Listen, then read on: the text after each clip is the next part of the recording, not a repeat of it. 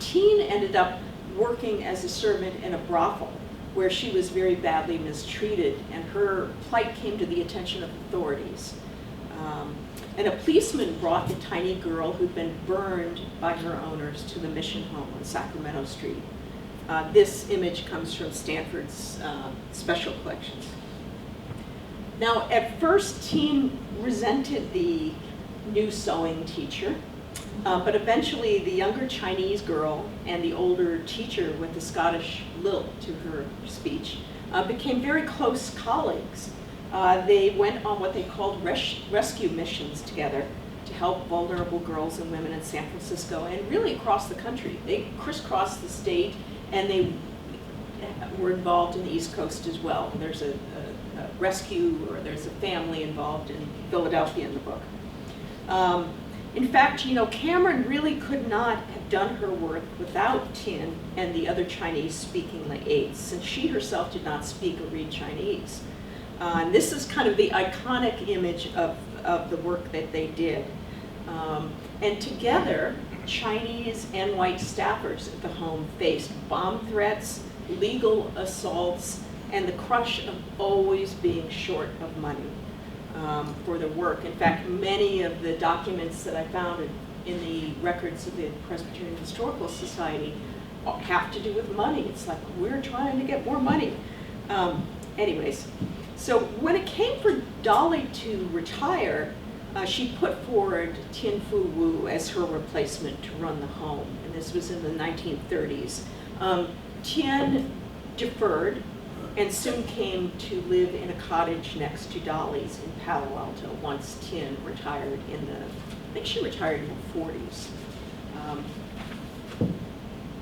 So as part of my research, I tracked down Dolly's closest relatives, many of whom still live in the San Francisco Bay Area. And they shared a trunkload of material dating back to the 19th century with me. That material is now at the Bancroft Library. And here are Dolly and Tin together. Dolly's seated in the middle, Tin's standing next to Dolly's right in white. This photo's from the California State Library. And like Dolly, Tin never married or had children. And they were each other's closest friends at the end of their lives. And I saw a very touching reminder of that when I went to Evergreen Cemetery in East LA as part of my research for this book. And there in the Cameron family plot was buried, Tin's remains were buried near Dolly's. And this is historically even more surprising because this cemetery was racially segregated until very recently. So in one sense, this book is about a very unusual friendship, that of Dolly and Tin, and they really couldn't have come from more different worlds. But they ended up working side by side for decades to fight sex trafficking and to care for vulnerable girls and women. In this picture, Dolly's on the left and Tin's on the right, and there's an unnamed resident of the mission home, or we're not really sure who she is, but there's somebody between her, obviously, between the two of them. Now, stepping back, this book is about how we treat immigrants. The women who first gathered in 1873 and decided to open a safe house for vulnerable Asian girls and women were defying the racism and the hatred of immigrants at the time.